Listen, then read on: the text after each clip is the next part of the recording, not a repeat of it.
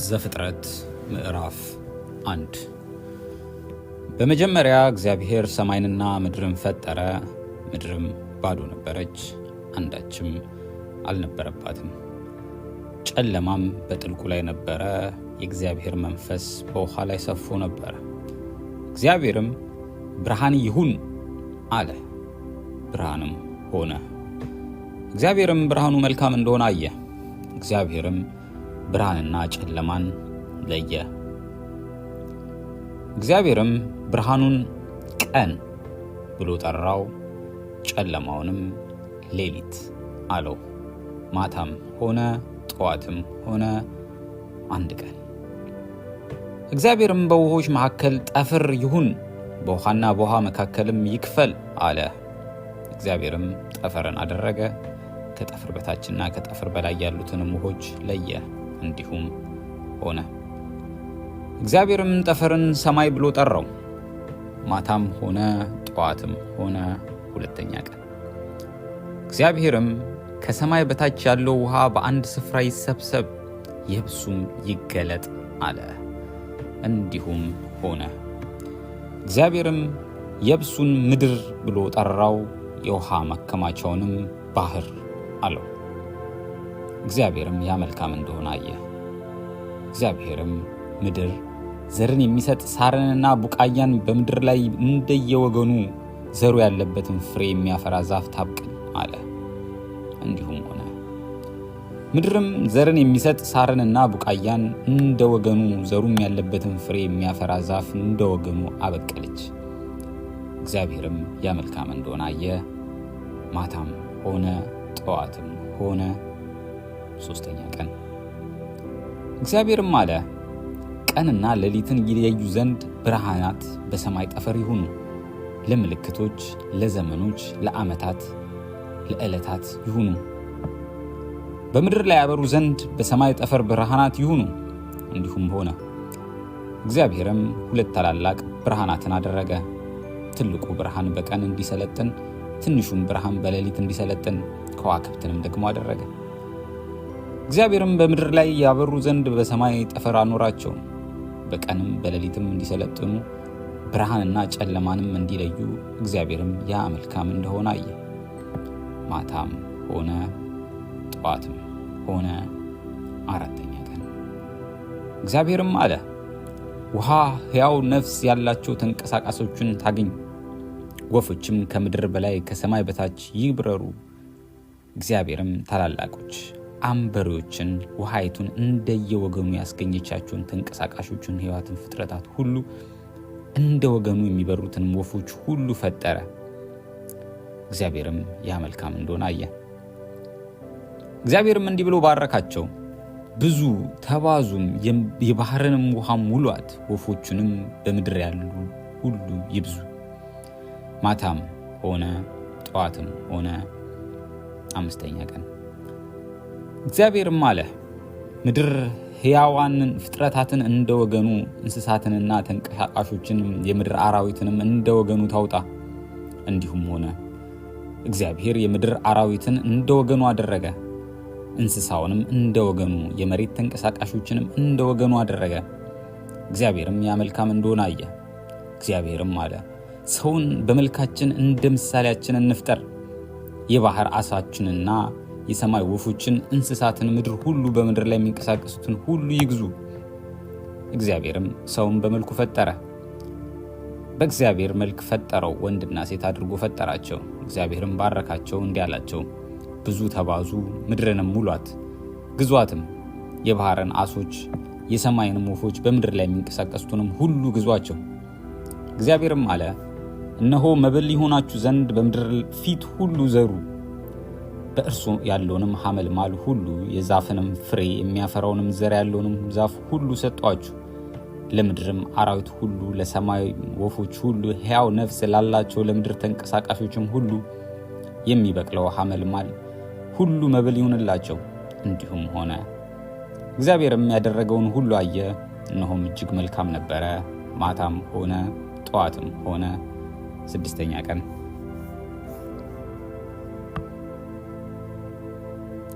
ምዕራፍ 2 ሰማይ ምድር ሰራዊቶቻቸውን ሁሉ ተፈጸሙ። እግዚአብሔርም የሰራውን ሥራ በሰባተኛው ቀን ፈጸመ። በሰባተኛው ቀን ከሰራው ሥራ ሁሉ አረፈ። እግዚአብሔርም ሰባተኛውን ቀን ባረከው ቀደሰውም። እግዚአብሔር ሊያደርገው ከፈጠረው ሁሉ በእርሱ አርፏልና። እግዚአብሔር አምላክ ሰማይንና ምድርን ባደረገ አምላክ ሰማይንና ምድርን ቀን በተፈጠሩ ጊዜ የሰማይና የምድር ልደት ይህ ነው። የሜዳ ቁጥቋጦ ሁሉ በምድር ላይ ገና አልነበረም፣ የሜዳውም ቡቃያ ሁሉ ገና አልበቀለም ነበር። እግዚአብሔር አምላክ ምድር ላይ አላዘነበም ነበርና ምድርንም የሚሰራባት ሰው አልነበረም። ነገር ግን ጉም ከምድር ትወጣ ነበር፣ የምድርንም ፊት ሁሉ ታጠጣ ነበር። እግዚአብሔርም አምላክም ሰው ከምድር አፈር አበጀው፣ በአፍንጫውም የሕይወት እስትንፋስን እፍ አለበት። ሰውም ሕያው ፍጥረት ያለው ነፍስ ሆነ።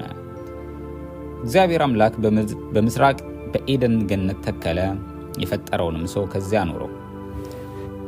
እግዚአብሔር አምላክ ለማየት ደስ የሚያሰኘውን ለመብላትም መልካም የሆነውን ዛፍ ሁሉ ከምድር አበቀለ።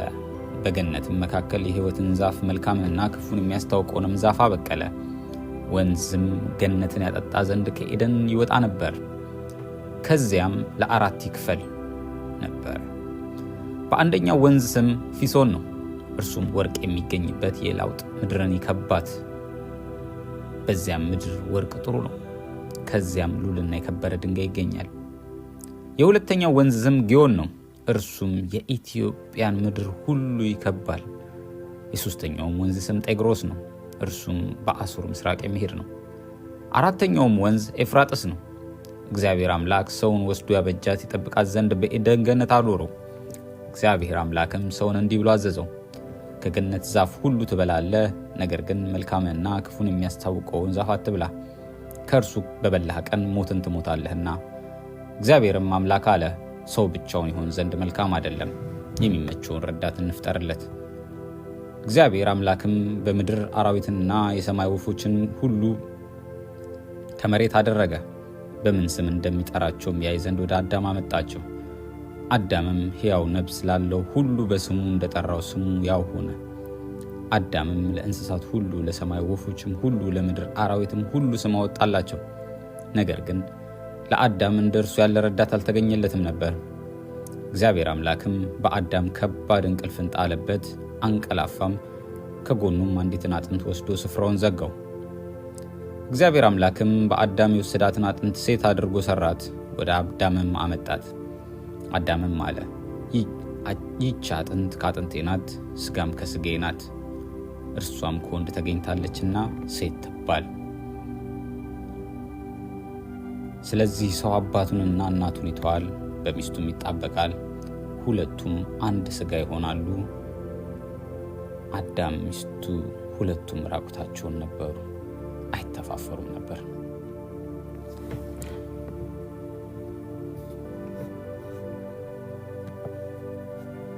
ምዕራፍ 3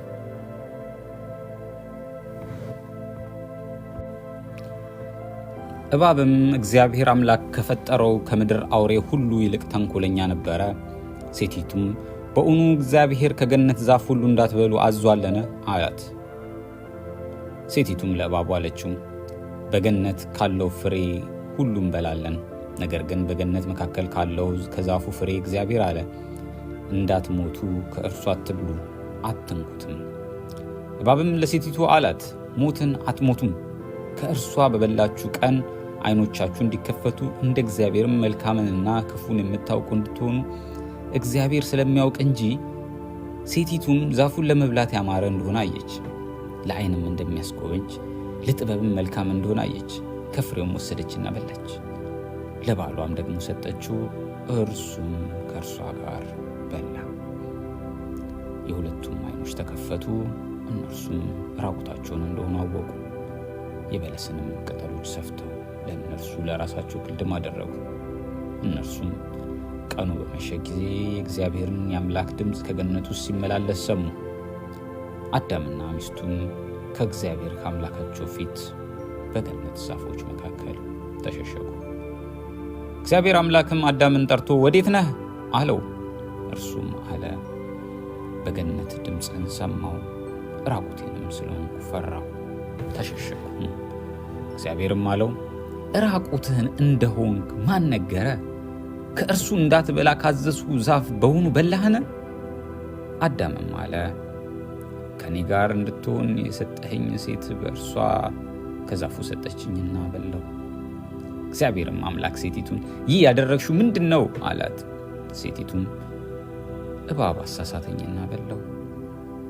እግዚአብሔር አምላክም እባቡን አለው፣ ይህን ስላደረግ ከእንስሳት ከምድር አራዊትም ሁሉ ተለይተ አንተ የተረገምክ ትሆናለህ፣ በሆድህም ትሄዳለህ፣ አፈርም በሕይወት ዘመን ሁሉ ትበላለህ። በአንተና በሴቲቱ መካከል በዘርህና በዘሯም መካከል ጠላትነትን አደርጋለሁ። እርሱ ራስን ይቀጠቅጣል፣ አንተም ሰኮናውን ትቀጠቅጣለህ።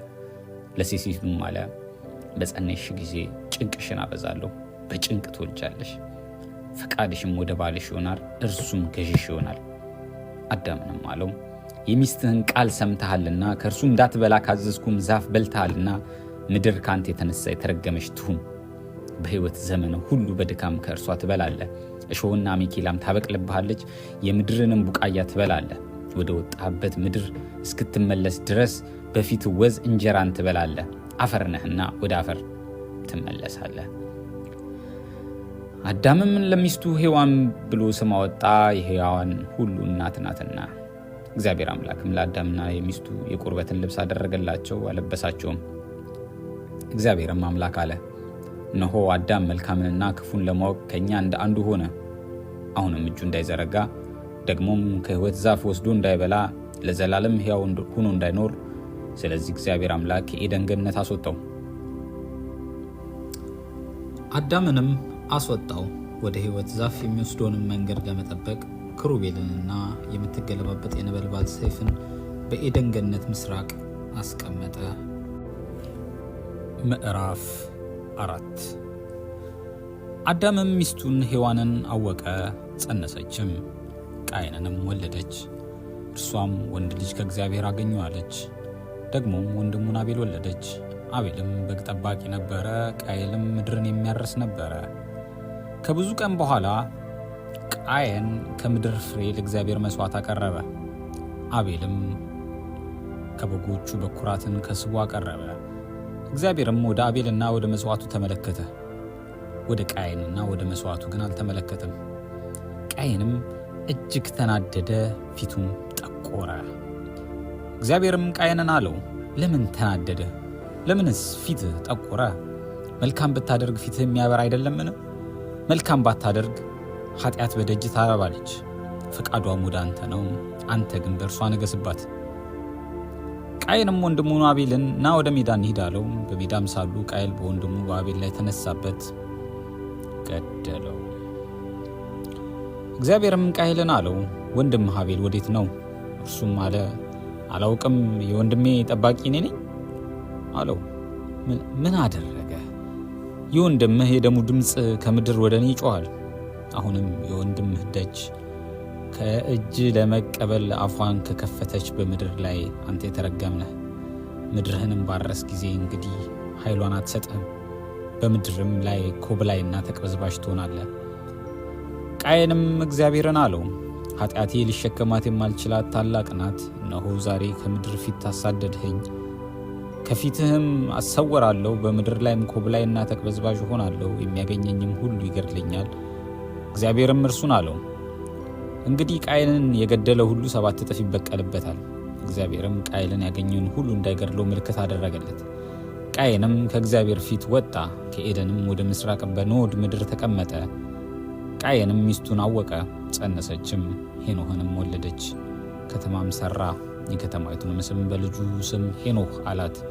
ሄኖህም ጋዳይን ወለደ፣ ጋይድም መኤልን ወለደ፣ መኤልም ማቱሳላን ወለደ። ላሜህም ለራሱ 2 ሚስቶችን አገባ። የአንዲቱ ስም አዳ፣ የሁለተኛትም ስም ሴላ ነበረ። አዳም ያቤልን ወለደች። እርሱም በድንኳን የሚቀመጡ የዘላኖች አባት ነበረ። የወንድሙም ስም ዮባል ነበረ። እርሱም በገናንና መለከትን ለሚይዙ አባት ነበረ። ሌላም ደግሞ ከናስና ከብረት የሚቀጠቀጥ ዕቃ የሚሠራውን ቱልባይቅን ወለደች። የቱልባይቅንም እናት ናዕማ ነበረች።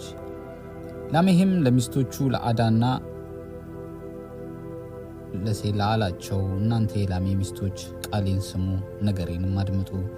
እኔ ጎልማሳውን ለቁስሌ ብላቴናውንም ለሞጋቴ ገድያለሁና ቃየንን 7 እጥፍ ይበቀሉታል፣ ላሜህም ግን 7 እጥፍ ይበቀሉታል። አዳም ደግሞ ሚስቱን አወቀ፣ ወንድ ልጅም ወለደች። ስሙንም ቃየል በገደለው በአቤል ፋንታ እግዚአብሔር ሌላ ዘር ተክቶልኛል ስትል ሴት አለችው። ለሴት ደግሞ ወንድ ልጅ ተወለደለት፣ ስሙንም ሄኖክ አለው። በዚህ ጊዜም የእግዚአብሔር ስም መጠራት ተጀመረ።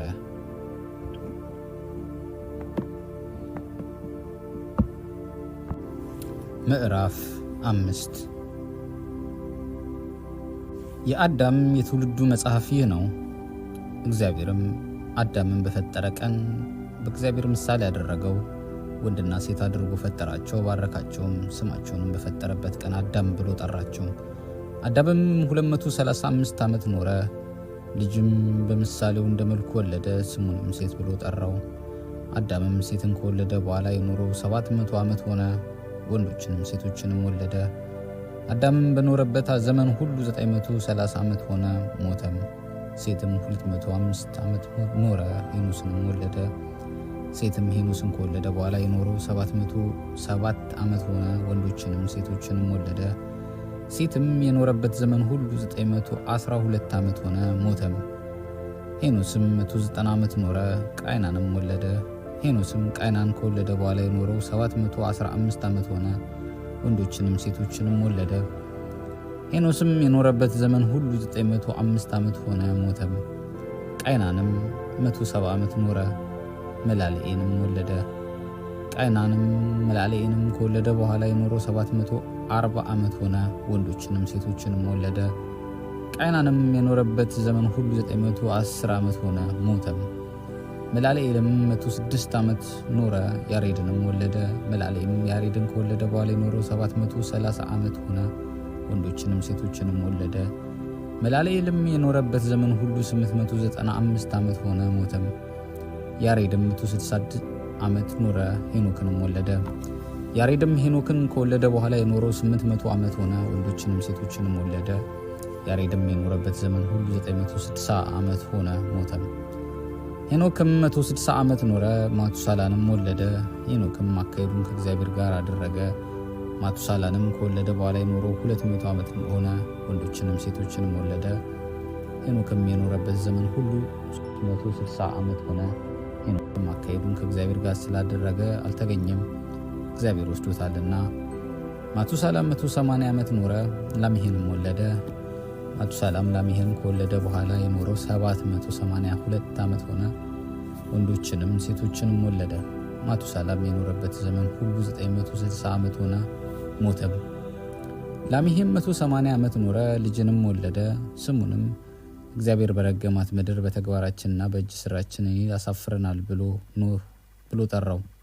ላሜህም ኖህን ከወለደ በኋላ የኖረው 560 ዓመት ሆነ፣ ወንዶችንም ሴቶችንም ወለደ። ላሜህም ከኖረበት ዘመን ሁሉ 745 ዓመት ሆነ፣ ሞተም። ኖህም የ500 ዓመት ሰው ነበረ። ኖህም ሴምን፣ ካምን፣ ያፌትን ወለደ።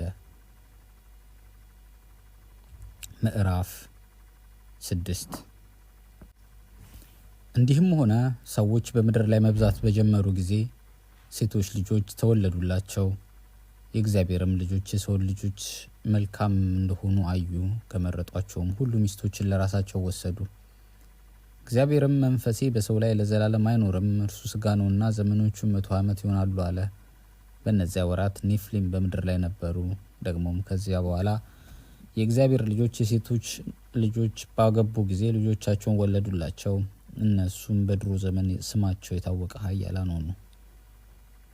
እግዚአብሔርም የሰውን ክፋት በምድር ላይ እንደበዛ የልቡ ሐሳብ ምኞትም ሁል ጊዜ ፈጽሞ ክፉ እንደሆነ አየ።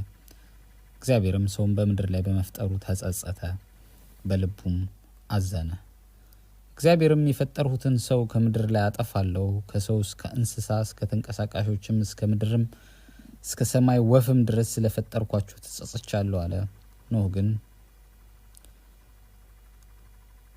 እግዚአብሔር ፊት ሞገስን አገኘ። የኖህ ትውልድ እንዲህ ነው። የኖህ ትውልዱ ጻድቅ ፍጹምም ሰው ነበረ። ኖህ አካሄዱን ከእግዚአብሔር ጋር አደረገ። ኖህም 3 ልጆችን ሴምን፣ ካምን፣ ያፌትን ወለደ። ምድርም በእግዚአብሔር ፊት ተበላሸች፣ ምድርም ግፍን ተሞላች። እግዚአብሔርም ምድርን አየ፣ እነሆም ተበላሸች፣ ስጋን የለበሰው ሁሉ በምድር ላይ መንገዱን አበላሽቶ ነበርና። እግዚአብሔር ኖህን አለው፣ የስጋ ሁሉ ፍጻሜ በፊቴ ደርሷል።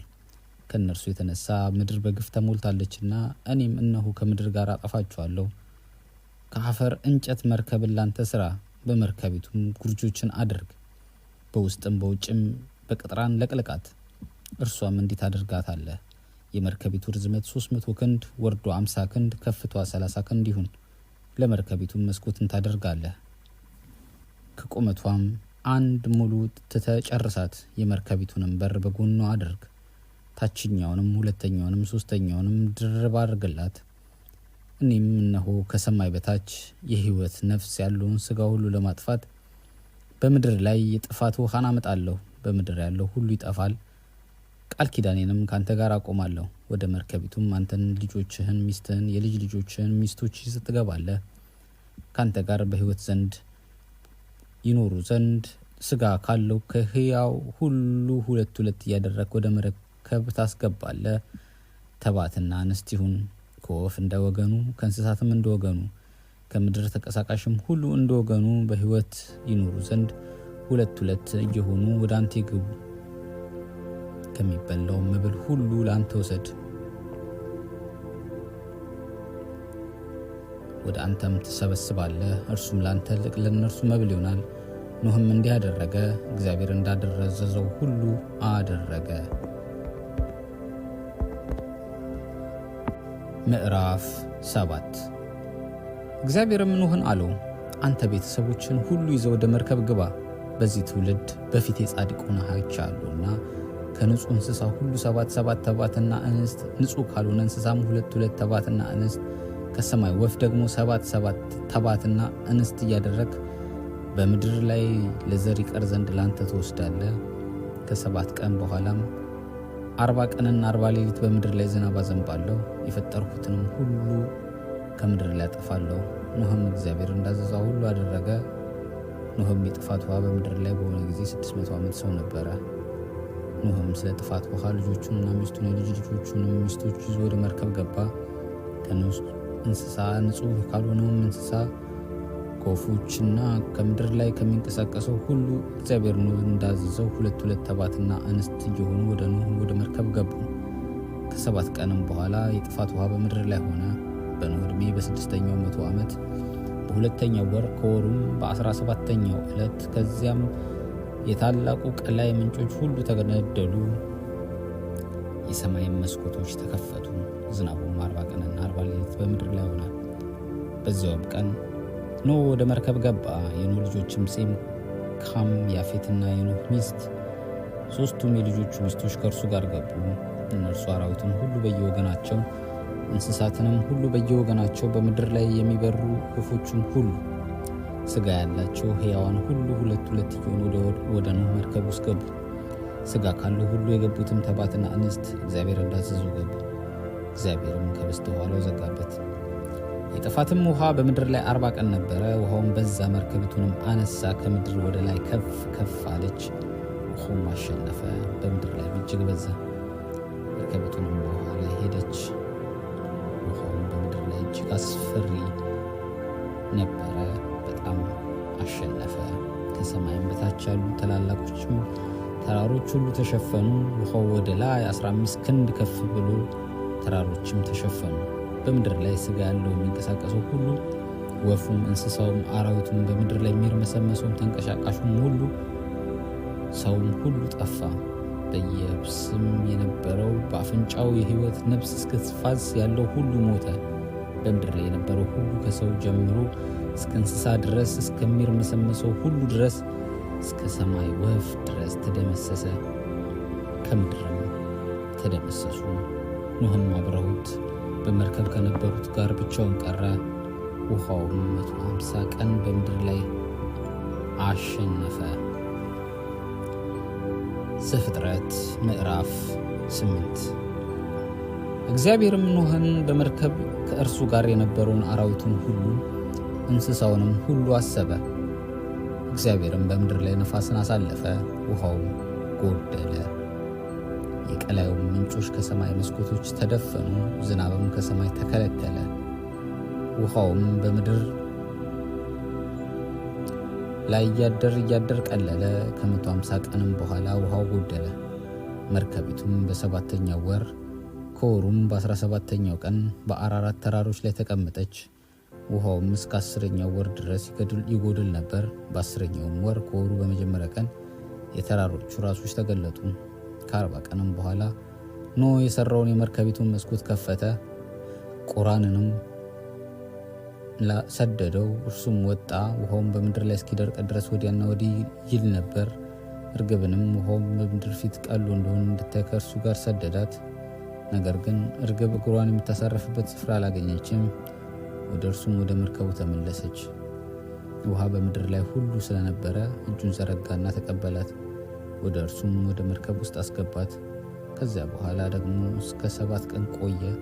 እርግብንም እንደገና በመርከብ ሰደደ። እርግብም በማታ ጊዜ ወደ እርሱ ተመለሰች፣ በአፏም እነሆ የለመለመ የወይራ ቅጠል ይዛ ነበረ። ኖኅም ከምድር ላይ ውሃ እንደቆለለ አወቀ። ይህም እስከ 7 ቀን ቆየ። እርግብንም ሰደዳት፣ ዳግመኛ ወደ እርሱ አልተመለሰችም። በኖኅ ዕድሜ በ601 ዓመት በመጀመሪያው ወር ከወሩም በመጀመሪያው ቀን ውሃው ከምድር ላይ ደረቀ። ኖኅም የመርከቡን ክዳን አነሳ፣ እነሆም ውሃው ከምድር ፊት እንደደረቀ አየ። በሁለተኛውም ወር ከወሩም በ27ኛው ቀን ምድር ደረቀች። እግዚአብሔርም ለኖኅ እንዲህ አለው፣ አንተ ሚስትህንና ልጆችን የልጆችን ሚስቶች ይዘው ከመርከብ ውጣ። ከአንተ ጋር ያሉትን አራዊቶች ሁሉ፣ ሥጋ ያላቸውን ሁሉ፣ ወፎችንና እንስሶችን ሁሉ፣ በምድር ላይ የሚንቀሳቀሱትንም ሁሉ ከአንተ ጋር አውጣቸው። በምድር ላይ ይርመስመሱ፣ ይዋለዱ፣ በምድር ላይ ይብዙ። ኖኅም ልጆቹን ሚስቱን የልጆቹንም ሚስት ይዞ ወጣ። አራዊቱንም ሁሉ፣ ተንቀሳቃሾችንም ሁሉ፣ ወንዞችንም ሁሉ፣ በምድር ላይ የሚመሰመሰውን ሁሉ ከመርከቡ በየዘመዳቸው ወጡ። ኖኅም ለእግዚአብሔር የሚሰዋውን ሰራ። ከንጹሕም እንስሳ ሁሉ ከንጹሐን ወፎችም ሁሉ ወሰደ። በመሰዊያውም ላይ መስዋዕት አቀረበ። እግዚአብሔርም መልካሙን መዓዛ ሸተተ። እግዚአብሔርም በልቡ አለ፣ ምድርን ዳግመኛ ስለ ሰው አልረግምም፣ ከሰው ልብ አሳብ ከታናሽቱ ጀምሮ ክፉ ነውና፣ ደግሞ ከዚህ ቀደም እንዳደረግኩት በሕያዋን ሁሉ እንደገና አልመታም።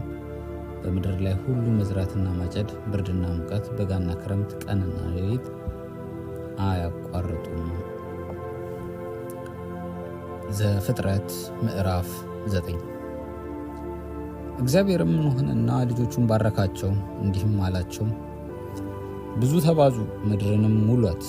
አስፈሪነታችሁ፣ አስደንጋጭነታችሁ በምድር አራዊት፣ በሰማይም ወፎች፣ በምድር ላይ በሚንቀሳቀሱትም በባህር ዓሦች ሁሉ ላይ ይሁን። እርሱም በእጃችሁ ተሰጥቷል። ሕይወት ያለው ተንቀሳቃሽ ሁሉ መብል ይሁናችሁ። ሁሉን እንደ ለመለመ ቡቃያ ሰጥቻለሁ። ነገር ግን በነፍሱ ደሙ ያለችበት ሥጋ አትብሉ። ነፍሳችሁ ያለችበትን ደማችሁ በእርግጥ ትሸዋለች።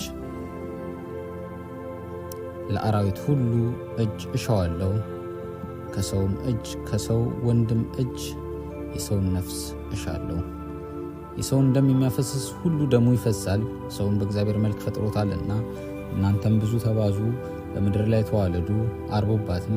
እግዚአብሔርም ለኖኅና ለልጆቹ እንዲህ ብሎ ተናገረ፣ እኔም እነሆ ቃል ኪዳኔን ከእናንተ ጋር በኋላ ከሚመጣው ከዘራችሁ ጋር እቆማለሁ። ከእናንተ ጋር ላሉትም ያው ነፍስ ላላቸው ሁሉ፣ ከእናንተ ጋር ከመርከብ ለወጡትም፣ ለወፎች፣ ለእንስሳትም፣ ለምድር አራዊትም ሁሉ፣ ለማንኛውም ለምድር አራዊት ሁሉ ይሆናል። ቃል ኪዳኔንም ለእናንተ አቆማለሁ። ሥጋ ያለውን ሁሉ ዳግመኛ በጥፋት ውሃ አይጠፋም፣ ምድርንም ለማጥፋት ዳግመኛ የጥፋት ውሃ አይሆንም። እግዚአብሔርም አለ፣ በእኔና በእናንተ መካከል ከእናንተ ጋር ካለው በሕያው ነፍስ ሁሉ መካከል ለዘላለም ከሚያደርገው የቃል ኪዳን ምልክት ይህ ነው። ቀስቴን በደመና አድርጋለሁ። የቃል ኪዳኑን ምልክት በእኔና በምድር መካከል ይሆናል። በምድር ላይ ደመናን በጋረዱ ጊዜ ቀስቲቱ በደመናው ትታያለች። በእኔና በእናንተ መካከል ሕያው ነፍስ ባለው ሥጋ ሁሉ መካከል ያለውን ቃል ኪዳኔን አስባለሁ። ሥጋ ያለውንም ሁሉ ያጠፋ ዘንድ ዳግመኛ የጥፋት ውሃ አይሆንም።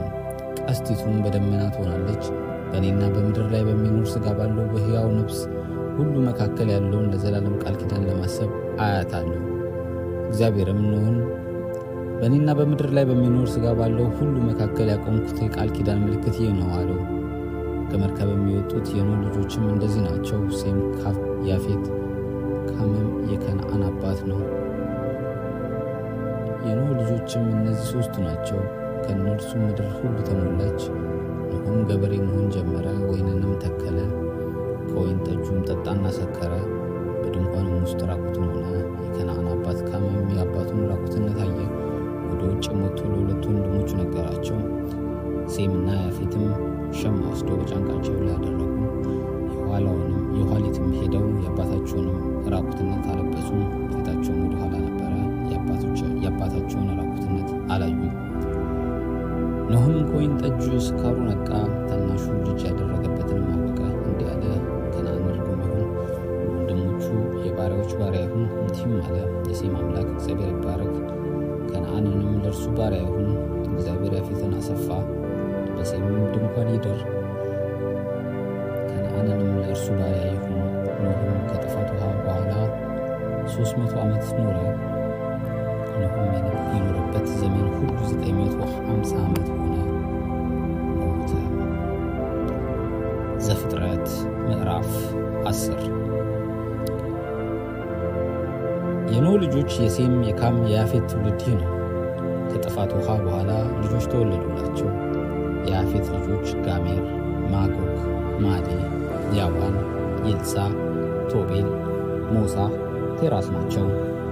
የጋሜርም ልጆች አስክናዝ፣ ሪፋት፣ ቴርጋማ ናቸው። የያዋንም ልጆች ኤድሳ፣ ተርሴስ፣ ኪቲም፣ ሮዳኢ ናቸው። ከእነዚህ የአሕዛብ ደሴቶች ሁሉ በየምድራቸው፣ በየቋንቋቸው፣ በየነገዳቸው በሕዝባቸው ተከፋፈሉ። የካምም ልጆች ኩሽ፣ ምጽራይም፣ ፉጽ፣ ቀናዓን ናቸው። የኩሽም ልጆች ሳባ፣ ኤውላጥ፣ ሰብታ፣ ራዕማ፣ ሰበቅታ ናቸው። የራዕማ ልጆችም ሳባ፣ ይዳን ናቸው። ኩሽም ናምሩድን ወለደ። እርሱም በምድር ላይ ኃያል መሆን ጀመረ። እርሱም በእግዚአብሔር ፊት ኃያል አዳኝ ነበረ። ስለዚህም በእግዚአብሔር ፊት ኃያል አዳኝ እንደ ናምሩድ ተባለ። የግዛቱም የመጀመሪያ በሰናዖር፣ ገቢር፣ ሉም፣ አሬክ፣ ካን፣ ካልኔ ናቸው። አሦርም ከዚያ አገር ወጣ። ነነዌን የኖረባት ከተማ ካለህን በነነዌና በካለህ መካከል ራሴንን ሠራ። እርሷም ታላቂቱን ከተማ ናት። ምጽራይንም፣ ሉዲም፣ አራሜም፣ ሂንቢም፣ ነፍታሌምን፣ ፈትሩሲምንም ከእነርሱ ከፍልስጤም ሰዎች የወጡባቸውን ከስሉሂንም ቆፍጥሮሚንም ወለደ።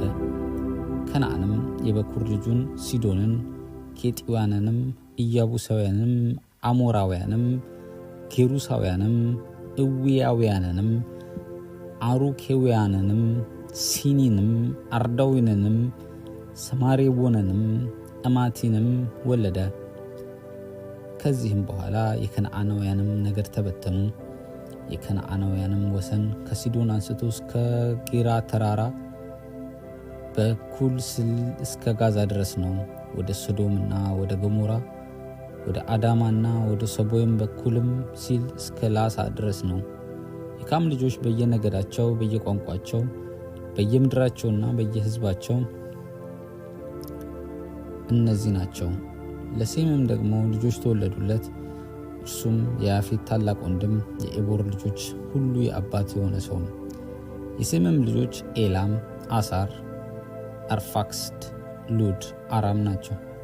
የአራምም ልጆች ኡጽ፣ ሁል፣ ጌቶር፣ ሙሴ ናቸው።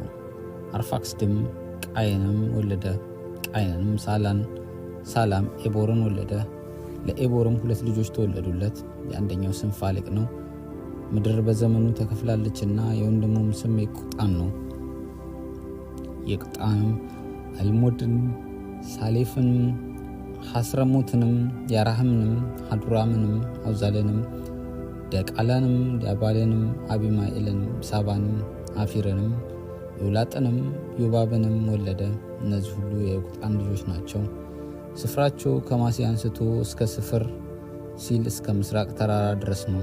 የሴም ልጆች በየነገዳቸው፣ በየቋንቋቸው፣ በየምድራቸው፣ በየህዝባቸው እነዚህ ናቸው። የኖህ ልጆች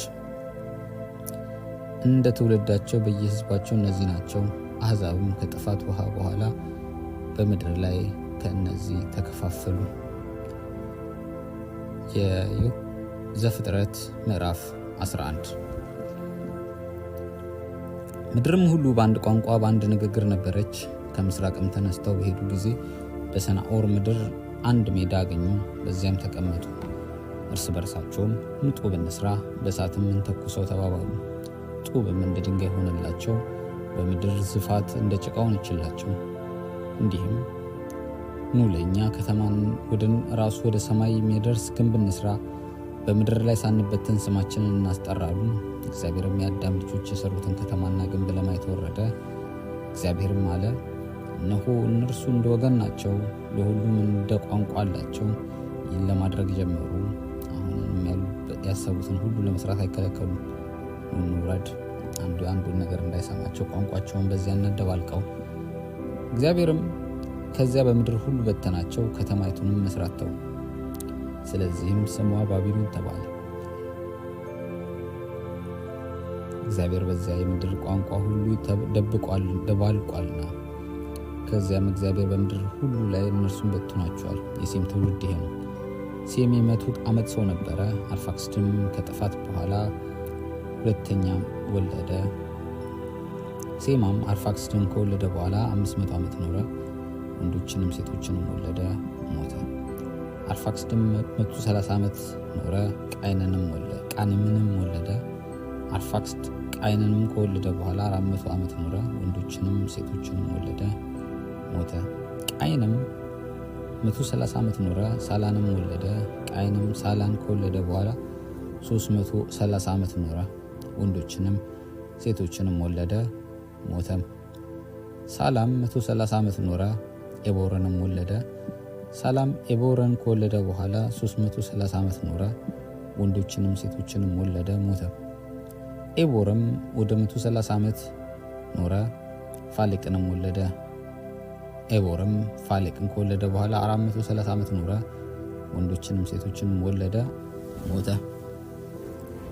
ፋሌቅም 130 ዓመት ኖረ፣ ራግዋንም ወለደ። ራግዋንም ከወለደ በኋላ ፋሌቅ 290 ዓመት ኖረ፣ ወንዶችንም ሴቶችንም ወለደ፣ ሞተ።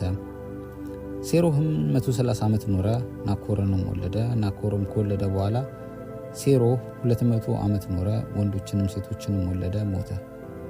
ናኮርም 109 ዓመት ኖረ፣ ታራንንም ወለደ። ታራንም ከወለደ በኋላ ናኮር 129 ዓመት ኖረ፣ ወንዶችንም ሴቶችንም ወለደ፣ ሞተ። ታራም 100 ዓመት ኖረ፣ አብራምንም ናኮርን ሐራንን ወለደ። የሐራም ትውልድ እነሆ ይህ ነው። ታራ የአብራምንና ናኮር ሐራንንም ወለደ። ሐራንም ሎጥን ወለደ። ሐራንም ከተወለደበት አገር በከሊዳውያን ኡር በአባቱ በታሩ ፊት ሞተ። አብራምም ናኮር ሚስቶችን አገቡ። የአብራም ሚስት ስሟ ሶራ ነው። የናኮር ሚስት የሐራን ልጅ ሚልካ ናት። ሐራንም የሚልካ የይስሐቅ አባት ነው። ሶራም መካን ነበረች፣ ልጅ አልነበራትም። ታራም ልጁን አብራምና የልጅ ልጅ የሐራን ልጅ ሎጥን የልጁንም የአብርሃምን ሚስት ምራቱን ሶራን ወለደ። ከእነርሱ ጋር ወደ ከነዓን ምድር ይሄዱ ዘንድ ከለዳውያን ኡር ወጡ፣ ወደ ካራምም ወጡ። ከዚያም ተቀመጡ። የታራም ዕድሜ 205 ዓመት ሆነ። ታራም በካራን ሞተ።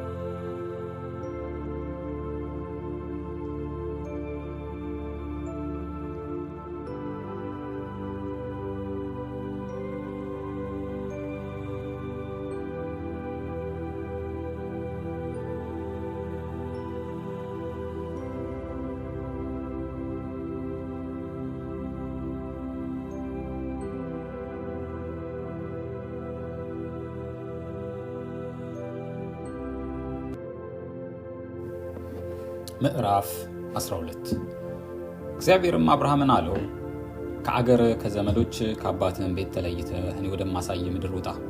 ታላቅ ሕዝብም አደርግሃለሁ፣ ባርካለሁ፣ ስምህንም አከብረዋለሁ፣ ለበረከትም ሁን። የሚባርኩህንም እባርካለሁ፣ የሚረግሙህንም እረግማለሁ። የምድር ነገዶችም ሁሉ ባንተ ይባረካሉ። አብርሃምም እግዚአብሔር እንደነገረው ሄደ። ሎጥም ከእርሱ ጋር ሄደ። አብርሃምም ከካራን በወጣ ጊዜ የ75 ዓመት ሰው ነበረ። አብርሃምም ሚስቱን ሶራንና የወንድሙን ልጅ ሎጥን ያገኙትን ከብት ሁሉና በካራን ያገኟቸውን ሰዎች ይዞ ወደ ከነዓን ምድር ለመሄድ ወጣ። ወደ ከነዓን ምድር ገቡ። አብርሃምም እስከ ሴኬም ስፍራ እስከ ሞሬ የአድባር ዛፍ ድረስ በምድር አለፈ። የከነዓንን ሰዎች በዚያ ጊዜ በምድር ነበሩ። እግዚአብሔርም ለአብርሃም ተገለጠለትና ይህች ምድር ለዘር እሰጣለሁ አለው። እርሱም እንደተገለጠ ለእግዚአብሔር በዛ ስፍራ መስዋዕትን ሰራ። ከዚያም በቤቴል ምስራቅ ወዳለው ተራራ ወጣ። በዚያም ቤቴል ወደ ምዕራብ፣ ጋይን ወደ ምስራቅ አድርጎ ድንኳኑን ተከለ። በዚያም ለእግዚአብሔር መሰዊያውን ሰራ፣ የእግዚአብሔርን ስም ጠራ። አብርሃምም ከዚያ ተነሳ፣ እንደተጓዘም ወደ አዜብ ሄደ። በምድርም ራብ ሆነ። አብርሃምም በዚያ በእንግድነት ይቀመጥ ዘንድ ወደ ግብፅ ወረደ፣ በምድርም ራብ ጸንቶ ነበርና። ወደ ግብፅም ለመግባት በቀረበ ጊዜ ሚስቱ ሶራን እንዲህ አላት፣ አንቺ መልከ መልካም ሴት እንደሆንሽ እነሆን ያውቃለሁ። የግብፅ ሰዎች ያዩሽ እንደሆነ ሚስቱ ናት ይላሉ፣ እኔንም ይገድሉኛል፣ አንቺንም በሕይወት ይተውሻል። እንግዲህ በአንቺ ምክንያት መልካም የሆነልኝ ዘንድ ስለ አንቺም ነፍሴ ትድን ዘንድ እህቱ ነኝ በይኝ። አብርሃምም ወደ ግብፅ ከገባ ጊዜ የግብፅ ሰዎች ሴቲቱ እጅግ ውብ እንደሆነች አዩ። የፈርዖንም አለቆች አዩት፣ በፈርዖንም ሚስት አመሰገኗት። ሴትዮዋንም ወደ ፈርዖን ወሰዱት። ለአብርሃምም ስለ እርሷ መልካም አደረገለት። ለእርሱ በጎችም፣ በሬዎችን፣ አህዮችም፣ ወንዶችና ሴቶች ባሪያዎችን፣ ግመሎችም ነበሩት። እግዚአብሔርም ለአብርሃም ሚስት በሶራ ምክንያት ፈርዖንና የቤቱን ሰዎች በታላቅ መቅሰፍት መታ። ፈርዖንም አብርሃምን ጠርቶ አለው፣ እያደረግክብኝ ነገር ምንድን ነው? እርሷ ሚስት እንደሆነች ለምን አልገለጥክልኝም? ለምንስ እህቴ ናት አልህ? እኔ ሚስት ላድርጋት ወስጃት ነበር። አሁንም ሚስትን እነኋት፣ ይዘሃት ሂድ። ፈርዖንም ሰዎቹን ስለ እርሱ አዘዘ። እርሱንም ሚስቱንም ከብቱንም ሁሉ ሸኟቸው።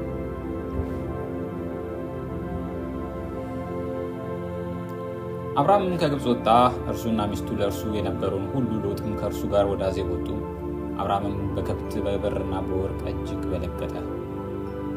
ከአዜብ ባደረገው በጉዞም ወደ ቤቴል በኩል ሄደ። ያም ስፍራ አስቀድሞ በቤቴልና በጋይ መካከል ድንኳን ተክሎበት የነበረው ነው። ያም ስፍራ አስቀድሞ መሰዊያ የሰራበት ነው። በዚያም አብርሃም እግዚአብሔርን ስም ጠራ። ከአብርሃም ጋርም የሄደው ሎጥ ደግሞ የላምና የበግ መንጋ ድንኳን ነበሩ። በአንድነት ይቀመጡ ዘንድ ምድር አልበቃቸውም፣ የነበራቸው እጅግ ነበርና በአንድ ሊቀመጡ አልቻሉም። የአብርሃምና የሎጥም መንጎች የሚጠብቁ መካከል ጠብ ሆነ። በዚያም ዘመን ከከነዓውያን ፌዛውያን በዚያች ምድር ተቀምጠው ነበር። አብርሃምም ሎጥን አለው፣ እኛ ወንድማማች ነንና በእኔና በአንተ በረኞችና በረኞች መካከል ጠብ እንዲሆን እለምንሃለሁ። ምድርን ሁሉ በፊት አይደለችምን? ከእኔ ትለይ ዘንድ እለምንሃለሁ። አንተ ግራውን ብትወስድ እኔ ወደ ቀኝ ሄዳለሁ፣ አንተም ቀኙን ብትወስድ እኔ ወደ ግራ ሄዳለሁ። ሎጥም ዓይኑን አነሳ፣ በዮርዳኖስም ዙሪያ ያለውን አገር ሁሉ ውሃ የሞላበት መሆኑን አየ። እግዚአብሔር ሰዶምና ገሞራን ከማጥፋቱ አስቀድሞ እስከ ዞዓር ድረስ እንደ እግዚአብሔር ገነት በግብፅ ምድር አምሳል ነበረ። ሎጥም በዮርዳኖስ ዙሪያ ያለውን ነገር ሁሉ መረጠ። ሎጥም ወደ ምስራቅ ተጓዘ፣ አንዱም ከሌላው እርስ በርሳቸው ተለያዩ። አብርሃምም በከነዓን ምድር ተቀመጠ። ሎጥም በአገሩ ሜዳ ባሉት ከተሞች ተቀመጠ፣ እስከ ሰዶም ድረስ ድንኳኑን አዘዋወረ። የሰዶም ሰዎች ግን ክፉዎችና በእግዚአብሔር ፊት እጅግ ኃጢአተኞች ነበሩ። ሎጥ ከተለየው በኋላም እግዚአብሔር አብርሃምን አለው፣ ዓይንህን አንሳና አንተ ካለህበት ስፍራ ወደ ሰሜንና ወደ ደቡብ፣ ወደ ምስራቅና ወደ ምዕራብ እይ። የምታያትን ምድር ሁሉ ለአንተና ለዘርህ ለዘላለም እሰጣለሁና ዘርህንም እንደ ምድር አሸዋ አደርጋለሁ። የምድርን አሸዋ ይቆጠር ዘንድ የሚችል ሰው ቢኖር ዘርህ ደግሞ ይቆጠራል።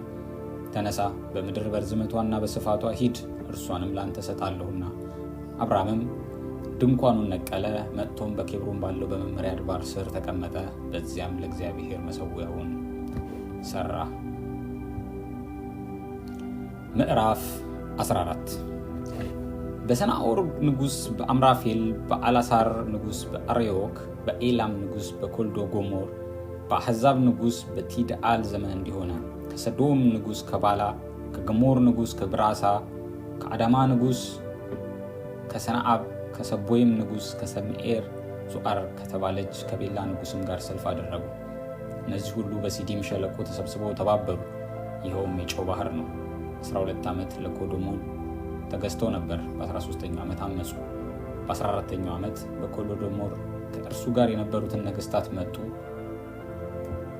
ራፋይም፣ በአስጣሮት፣ ቃርናንም፣ ዙዜንም፣ ባሃም፣ አሚያውም፣ ብዜው፣ ቂርያታም መጡ። የሆር ሰዎችም በሴር ተራራቸው በበረሃ አጠገብ እስካለች ድረስ መጡ። ተመልሶ ቃዴስ ወደ ተባለች ወደ አይን ሚስጳጥ መጡ። የአማሌቅን ሀገር ሁሉ ደግሞ በሐሴሶን ታማር የነበረውን አሞራውያንን መቱ። የሰዶም ንጉስና የገሞራ ንጉስ፣ የአዳማ ንጉስና የሰቦይም ንጉስ፣ ዞአር የተባለች የቤላ ንጉስም መጡ። እነዚህም ሁሉ በሲዲም ሸለቆ በእርሱ ላይ በሰልፍ ወጡ። የኢላም ንጉስ ኮሎዶጎሞር የአሕዛብን ንጉስ ቲድዓልን፣ የስናዓርን ንጉስ አምራፌልን፣ የአላሳርን ንጉስ አርዮክን ለሞጋት 5ቱ ነገስታት በእነዚህ በአራቱ ላይ ወጡ። በሲዲም ሸለቆ የዝፍት ጉድጓዶች ነበሩት። የሰዶም ንጉስ የገሞራ ንጉስም ሸሹና ወደዚያ ወደቁ። የቀሩትም ወደ ተራራ ሸሹ። የሰዶምንና የገሞራን ከብት ሁሉ መብላታቸውን ሁሉ ወስደው ሄዱ። በሰዶም ይኖር የነበረው የአብራምን የወንድም ልጅ ሎጥን ደግሞ ከብቱንም ወስደው ሄዱ። አንድ የሸሸ ሰው መጣ፣ ለዕብራዊው ለአብርሃምም ነገረው። እርሱም የኤስኮል ወንድምና የአውናን ወንድም በሆነ በአምራዊ መምህር የአድባር ዛፍ ይኖር ነበረ። እነዚያም የአብርሃምን ቃል ኪዳን ገብተው ነበር። አብርሃምም ወንድሙ እንደተማረከ በሰማ ጊዜ በቤቱ የተወለዱትን 318 ብላቴኖች አሰለፈ። ፍለጋቸውንም ተከትሎ እስከ ዳን ድረስ ሄደ። ብላቴኖችንም ከፍሎ በሌሊት እርሱ ከባሮቹ ጋር ወረደባቸው፣ መታቸውም። በደማስቆ ግራ እስካለችውም እስከ ሆባ ድረስ አሳደዳቸው። ከብቱንም ሁሉ አስመለሰ። ደግሞም ወንድሙን ሎጥንና ከብቶቹን ሴቶችንና ሕዝቡን ደግሞ መለሰ። ኮሎዶጎሞርና ከእርሱ ጋር ከነበሩት ነገስታት ወጥቶ ከተመለሰ በኋላ የሰዶም ንጉስ የንጉስ ሸለቆ በሆነ በሴዊ ሸለቆ ሊቀበለው ወጣ። የሳሊም ንጉስ መልከጼዴቅ እንጀራንና የወይን ጠጅን አወጣ። እርሱም የልዑል እግዚአብሔር ካህን ነበረ፣ ባረከው። አብርሃም ሰማይንና ምድርን ለሚገዛ ለልዑል እግዚአብሔር የተባረከ ነው። ጠላቶችህ በእጅ የጣለልህ ልዑል እግዚአብሔር የተባረከ ነው አለውም። አብርሃምም ከሁሉ አስራትን ሰጠው። የሰዶም ንጉስም አብርሃምን ሰዎቹን ስጠኝ፣ ከብቱን ግን ላንተ ውሰድ አለው። አብርሃምም የሰዶም ንጉስ አለው፣ ሰማይና ምድርን ወደሚገዛ ወደ ልዑል እግዚአብሔር እጄን ከፍ አድርጌአለሁ። አንተ አብርሃምና ባለጠጋ አደረግሁልህ እንዳትል፣ ብላቴኖቹም ከበሉት በቀር ከኔ ጋር ከሄዱትም ድርሻ በቀር ፈትልም ቢሆን ጫማ ማዘቢያም ቢሆን ከአንተ ከሆነው ሁሉ እንዳልወስድ አሁንና ኤስኮልን መምሬም እነርሱ ድርሻቸውን ይውሰዱ። ምዕራፍ 15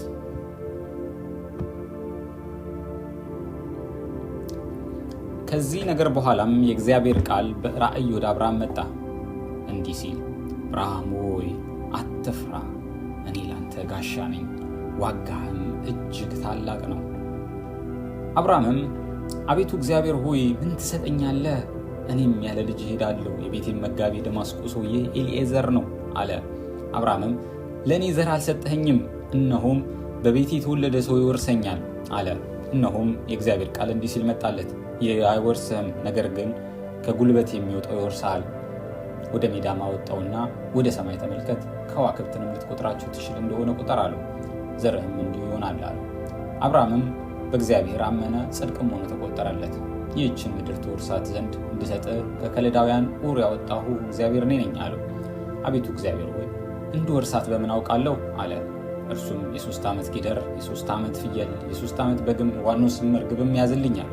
እነዚህን ሁሉ ወሰደለት፣ በየሁለትም ከፈላቸው። የተከፈሉትንም በየወገኑ ትይዩ አደረጋቸው። ወፎችን ግን አልከፈለም። አሞራዎችንም በስጋው ላይ ወረዱ። አብርሃምም አበረራቸው። ፀሐይም በገባች ጊዜ በአብርሃም ከባድ እንቅልፍ መጣበት። እነሆም በድንጋጤ ታላቅ ጨለማ ወደቀበት።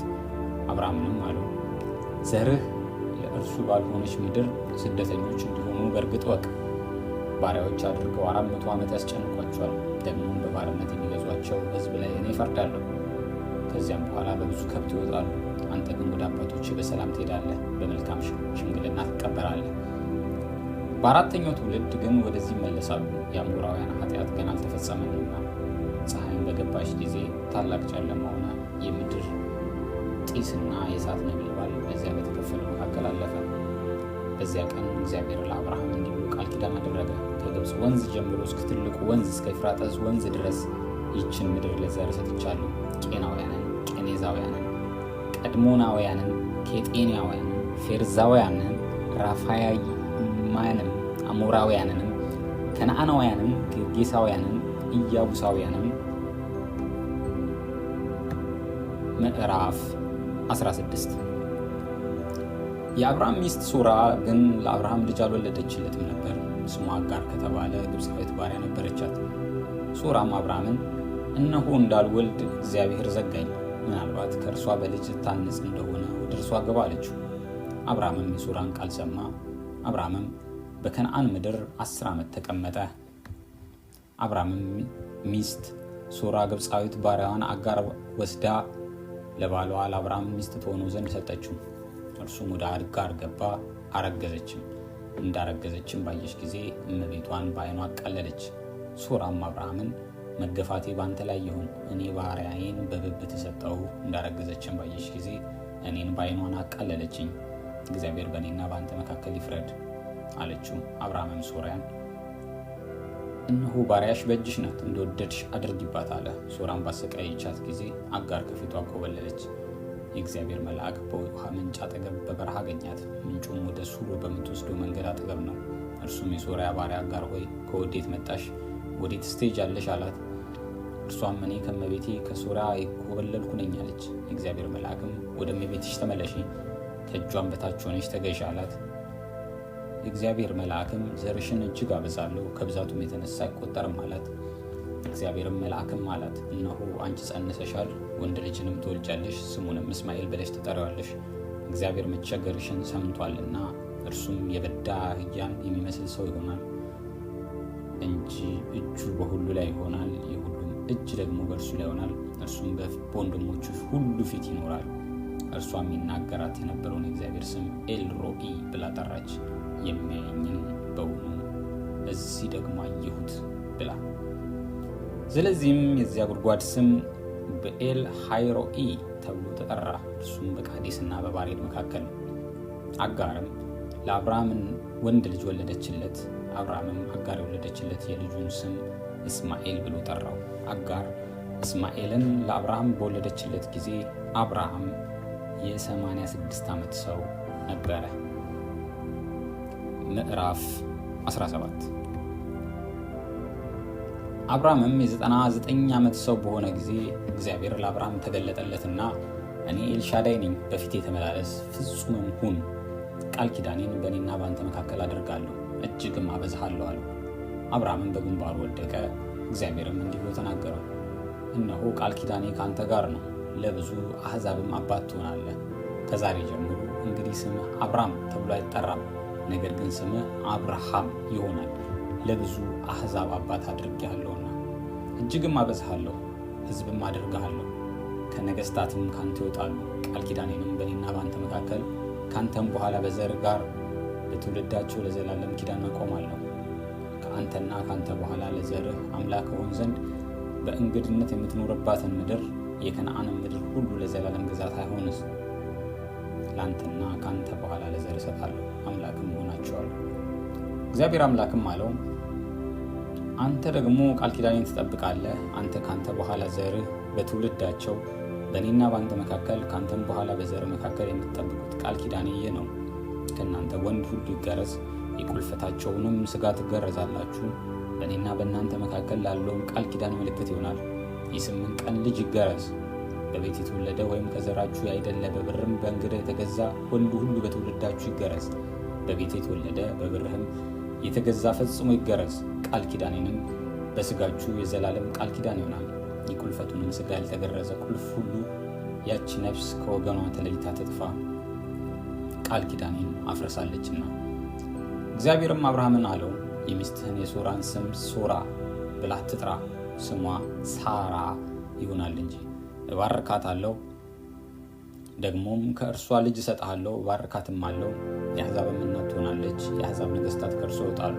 አብርሃምም በግንባር ወደቀ፣ ሳቀም፣ በልቡም አለ፣ የ100 ዓመት ሰው በሆኑ ልጅ ይወልዳልን? 90 ዓመት የሆናት ሳራ ትወልዳለችን? አብርሃምም እግዚአብሔርን እስማኤል በፊት ቢኖር በወደዱ ነበር አለው። እግዚአብሔርም አለ በእውነት ሚስት ሳራ ወንድ ልጅን ትወልድልሃለች፣ ስሙንም ይስሐቅ ብለህ ትጠራዋለህ። ከእርሱ በኋላ ለዘሩ የዘላለም ቃል ኪዳን እንዲሆን ቃል ኪዳኔን ከእርሱ ጋር አቆማለሁ። ስለ እስማኤልም ሰምቻለሁ፣ እነሆ ባርኬዋለሁ፣ ፍሬያማም አድርገዋለሁ፣ እጅግም አበዛዋለሁ። 12 አለቆችን ይወልዳል፣ ታላቅ ሕዝብም እንዲሆን አድርገዋለሁ። ቃል ኪዳኔን ግን በሚመጣው ዓመት በዚሁ ጊዜ ሳራ ከምትወልድልህ ከይስሐቅ ጋር አቆማለሁ። ንግግሩንም በእርሱ ጋር በፈጸመ ጊዜ እግዚአብሔር ከአብርሃም ተለይቶ ወጣ። አብርሃምም ልጁን እስማኤልን በቤቱም የተወለዱትን ሁሉ በብሩም የገዛቸውን ሁሉ ከአብርሃም ቤተሰብ ወንዶችን ሁሉ ወሰደ። የቁልፈታቸውንም ሥጋ እግዚአብሔር እንዳለው በዚያው ቀን ገረዘ። አብርሃምም የቁልፈቱን ሥጋ በተገረዘ ጊዜ 99 ዓመት ሰው ነበረ። ልጁ እስማኤልም የቁልፈቱን ሥጋ በተገረዘ ጊዜ የ13 ዓመት ልጅ ነበረ። በዚያም ቀን አብርሃም ተገረዘ። ልጁ እስማኤልም በቤት የተወለዱትና በብር እንግዶች የተገዙት ሁሉ በቤቱ ሰዎች ሁሉ ከእርሱ ጋር ተገረዙ። ዘፍጥረት ምዕራፍ 18። በቀትርም ጊዜ እርሱ በድንኳኑ ደጃፍ ተቀምጦ ሳለ እግዚአብሔር በመምሪያ አድባር ዛፍ ተገለጠለት። ዓይኑንም አነሳና እነሆ 3 ሰዎች በፊቱ ቆመው አየ። ባያቸውም ጊዜ ሊቀበላቸው ከደጃፍ ተነስቶ ሮጠ፣ ወደ ምድርም ሰገደ፣ እንዲህም አለ አቤቱ በፊትስ ሞገስ አግኝቼ እንደሆነ ባሪያህን አትለፈኝ ብዬ እለምናለሁ። ጥቂት ውሃ ይምጣላችሁ፣ እግራችሁንም ታጠቡ፣ ከዚችም ዛፍ በታች እረፉ፣ ቁራሽ እንጀራም ላምጣላችሁ፣ ልባችሁንም ደግፉ፣ ከዚያም በኋላ ትሄዳላችሁ። ስለዚህ ወደ ባሪያችሁ መጥታችኋልና እነርሱም እንዲህ አድርጋሉት። አብርሃምም ወደ ድንኳን ወደ ሳራ ፈጥኖ ገባና 3 መስፈሪያ የተሰለቀ ዱቄት ፈጥነሽ አዘጋጅ፣ ለውሹም አንጎቻም አድርጊ አላት። አብርሃምም ወደ ላሞቹ ወሮታል፣ እጅግ የሰባ ታናሽ ጥጃ ያዘና ለብላቴናው ሰጠው። ያዘጋጅም ዘንድ ተቻኮለ።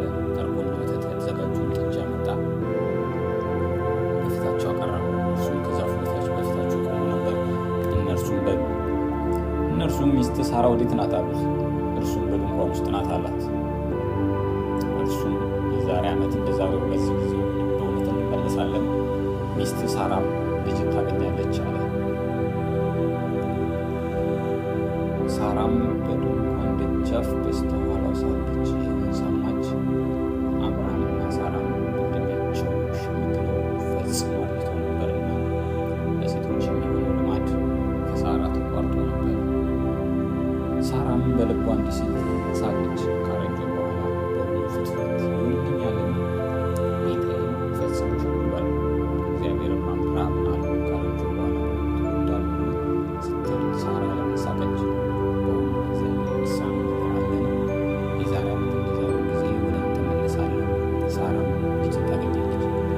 ሳራም ስለፈራች አልሳኩም ስትል ካደች። እርሱም አይደለም ሳቅሽ እንጂ አላት። ሰዎቹም ከዚያ ተነስተው ወደ ሶዶም አቀኑ። አብርሃምም ሊሸኛቸው አብሯቸው ሄደ። እግዚአብሔርም አለ እኔም አድርጎን ከአብርሃም እሰውራለሁን? አብርሃምም በእውነት ታላቅና ብርቱ ሕዝብ ይሆናልና በምድር አሕዛብ ሁሉ በእርሱ ይባረካሉ። ጽድቅንና ፍርድን በማድረግ የእግዚአብሔር መንገድ ትጠብቁ ዘንድ ልጆቹንና ከእርሱ በኋላ ቤቱን እንዲያዝዝ አውቃለሁ። ይህም እግዚአብሔር በአብርሃም ላይ የተናገረውን ሁሉ ያመጣ ዘንድ ነው። እግዚአብሔርም አለ የሰዶምና የገሞራ ጩኸት እጅግ በዝቷልና ኃጢአታቸውም እጅግ ከብዳለችና እንግዲህስ ወደ እኔ መጣች። እንደ ጩኸቷ አድርገው እንደሆነ ወርጃ ያለው እንዲሁም ባይሆን አውቃለሁ። ሰዎቹም ከዚያ ፊታቸውን አቀኑ፣ ወደ ሶዶምም ሄዱ። አብርሃምም ግን በእግዚአብሔር ፊት ገና ቆሞ ነበር። አብርሃምም ቀረበ አለውም በውኑ ጻድቁን ከኃጢአተኛ ጋር ታጠፋለህን? 50 ጻድቃን በከተማይቱ ውስጥ ቢገኙ በውኑ ሁሉ ታጠፋለህን? ከተማይቱንስ በእርሷ ስለሚገኙ 50 ጻድቃን አትምርምን? ይህ ከአንተ ይራቅ። ጻድቁን ከኃጢአተኛ ጋር ትገድል ዘንድ ጻድቁም እንደ ኃጢአተኛ ይሆን ዘንድ እንደዚህ ያለውን አድራጎት ከአንተ ይራቅ። የምድር ሁሉ ፈራጅ በቅን ፍርድ አይፈርድምን? እግዚአብሔርም በሰዶምና በከተማ ውስጥ በ50 ጻድቃን ባገኝ ስፍራውን ሁሉ ስለ እነርሱ ምራለሁ አለ። አብርሃም መለሰ እኔ አፈርና አመድ ስሆን ከጌታዬ ጋር እናገር ዘንድ አንድ ጊዜ ጀምሩ። ከ50 ጻድቃን 5 ቢጎድሉ ከተማይቱን ሁሉ በ5ቱ ምክንያት ታጠፋለህን? ከዚያ 45 ባገኝ አላጠፋትም አለ። ደግሞም ተናገረው እንዲህም አለ ምናልባት ከዚያ 40 ቢገኙሳ? እርሱም ለ40 ስል አላደርገውም አለ። እርሱም ጌታዬ አይቆጣ፣ እኔም እናገራለሁ፣ ምናልባት ከዚያ 30 ቢገኙሳ? እርሱም ከዚያ 30 ባገኝ አላጠፋም አለ። ደግሞ እነሆ ከጌታዬ ጋር እናገር ዘንድ አንድ ጊዜ ጀመሩ፣ ምናልባት ከዚያ 20 ቢገኙሳ አለ። እርሱም ከዚያ 20 ቢገኙ ስለ 20ውም አላደርገውም አለ። እርሱም እኔ አንድ ጊዜ ብቻ ብናገር ጌታዬ አይቆጣ፣ ምናልባት ከዚያ 10 ቢገኙሳ አለ። እርሱም ስለ 10ም አላጠፋትም አለ። እግዚአብሔርም ከአብርሃም ጋር ንግግሩን በጨረሰ ጊዜ ሄደ። አብርሃምም ወደ ስፍራው ተመለሰ። ዘፍጥረት ምዕራፍ 19። ሁለቱም መላእክት በመሸ ጊዜ ወደ ሰዶም ገቡ። ሎጥም በሰዶም በር ተቀምጦ ነበርና፣ ሎጥም ባያቸው ጊዜ ሊቀበላቸው ተነሳ፣ ፊቱንም ደፍቶ ወደ ምድር ሰገደ። ጌቶች ሆይ ወደ ባሪያችሁ ቤት አቅኑ፣ ከዚያም እደሩ፣ እግራችሁንም ታጠቡ፣ ነገ ማልዳችሁ መንገዳችሁን ትሄዳላችሁ። እነርሱም በአደባባይ እናድራለን እንጂ አይሆንም አሉ። እጅግም ዘበዘባቸው። ወደ እርሱም አቀኑ። ወደ ቤቱም ገቡ፣ ማዕድ አቀረበላቸው፣ ቂጣንም ጋገረ፣ እነርሱም በሉ። ገናም ሳይተኙ የዚያም ከተማ ሰዶም ሰዎች ከብላቴናው ጀምሮ እስከ ሽማግሌው ድረስ በስፍራውም ያለው ሕዝብ ሁሉ ቤቱን ከበቡት። ሎጥንም ጠርተው እንዲህ አሉት፣ በዚህ ሌሊት ወደ ቤት የገቡትን ሰዎች ወዴት ናቸው? እናውቃቸው ዘንድ ወደ እኛ አውጣቸው። ሎጥም ወደ እነርሱ ወደ ደጅ ወጣ፣ መዝጊያውንም በኋላ ዘጋ፣ እንዲህም አለ፣ ወንድሞች ሆይ ይህን ክፉ ነገር አታድርጉ። እነሆ ወንድን ያላወቁ 2 ሴቶች ልጆች አሉ። እነርሱን ላውጣላችሁ፣ እንደወደዳችሁ አድርጓቸው። በእነዚህ ሰዎች ብቻ ምንም አታድርጉ፣ እነርሱ በጣሪያዬ ስር ገብተዋልና። እነርሱም ወዲያ ሂድ። ደግሞም እንዲህ አሉ፣ ይህ ሰው በእንግድነት ለመኖር መጣ፣ ፍርዱንም ይፈርድ ዘንድ ይፈልጋል። አሁን በአንተ ከእነርሱ ይልቅ ክፉ እናደርግብሃለን። ሎጥንም እጅግ ተጋፉት። የደጁንም መዝጊያ ለመስበር ቀረቡ። ሁለቱም ሰዎች እጃቸውን ዘርግተው ሎጥን ወደ እርሱ ወደ ቤት አስገቡት፣ መዝጊያውንም ዘጉት። የቤቱ ደጃፍ የነበሩትንም ሰዎች ከታናሻቸው ጀምሮ እስከ ታላቃቸው ድረስ አሳወሯቸው። ደጃፉንም ለማግኘት ሲፈልጉ ደከሙ። ሁለቱም ሰዎች ሎጥን አሉት፣ ከዚህ ሌላ ማን አለ? አማችም ቢሆን ወንድ ልጅም ወይ ሴትም ልጅ ብትሆን በከተማ ያለን ሁሉ ከዚህ ስፍራ አስወጣቸው። እኛ ይህን ስፍራ እናጠፋለንና ጩኸታቸው በእግዚአብሔር ፊት ታላቅ ሆኗል፣ እናጠፋቸውም ዘንድ እግዚአብሔር ሰዶናል። ሎጥም ወጣ፣ ልጆቹን ለሚያገቡት ለአማቾችም ነገራቸው፣ አላቸው፣ ተነሱ፣ ከዚህ ስፍራ ውጡ፣ እግዚአብሔር ይህችን ከተማ ያጠፋልና። ለአማቾቹ ግን የሚያፈዝባቸው መሰላቸው። ጎህም በቀደደ ጊዜ መልአክ ሎጥን፣ ተነሳ፣ ሚስትን፣ ከዚህ ያሉትን 2 ሴቶች ልጆችን ውሰድ፣ በከተማይቱ ኃጢአት እንዳትጠፋ እያሉ ያስቸኩሉት ነበር። እርሱም በዘገየ ጊዜ እግዚአብሔር ስላዘነለት እነዚያ ሰዎች የእርሱን እጅ የሚስቱንም እጅ የሁለቱንም ሴት ልጆችን እጅ ይዘው አስወጡትና በከተማ ውጭ አስቀመጡት። ወደ ሜዳም ካወጧቸው በኋላ እንዲህ አሉ፣ ራስን አድን፣ ወደ ኋላ አትይ፣ በዚህም ዙሪያ ሁሉ አትቁም፣ እንዳትጠፋም ወደ ተራራው ሸሽተህ አምልጥ። ሎጥም አላቸው፣ ጌቶቼ ሆይ እንዲህ ሳይሆን እነሆ ባሪያ በፊት ሞገስ አግኝቷል። ነፍሴን ለማዳን ያደረክልኝን ምሕረት አብዝተሃል። ክፉ እንዳያገኘኝ እንዳልሞት ወደ ተራራ ሸሽቼ አመልጥ ዘንድ አልችልም። እነሆ ይህች ከተማ ወደ እርሷ ሸሽቶ ለማምለጥ ቅርብ ናት፣ እርሷም ትንሽ ናት። ነፍሴን ለማዳን ወደ እርሷ ሸሽቼ ላምልጥ፣ እርሷ ትንሽ ከተማ አይደለችምን? እርሱም አለው፣ የተናገርካት ከተማ እንዳላጠፋት እነሆ በዚህ ነገር የለመነኝን ተቀብያለሁ። በቶሎ ወደዚያ ሸሽታ አምልጥ፣ ወደዚያ እስክትደርስ ድረስ ምንም አደርግ ዘንድ አልችልምና። ስለዚህ በዚያ ከተማ ስም ዞዓር ተባለ። ሎጥ ወደ ዞዓር በገባ ጊዜ ፀሐይ በምድር ላይ ወጣች። እግዚአብሔርም በሰዶም በገሞራ ጊዜ ከእግዚአብሔር ዘንድ ከሰማይ እሳትና ዲን አዘነበ። እነዚያም ከተሞች በዙሪያቸው ያሉትን ሁሉ፣ በከተሞች የሚኖሩትን በምድሩም ቡቃያ ሁሉ ገለበጠ። የሎጥም ሚስት ወደ ኋላ ተመለከተች፣ የጨው ሐውልትም ሆነች። አብርሃምም በእግዚአብሔር ፊት ቆሞ ወደ ነበረበት ስፍራ ለመሄድ ማልዶ ተነሳ። ወደ ሰዶምና ወደ ገሞራ በዚያች ሀገር ወዳለው ምድር ሁሉ ተመለከተ።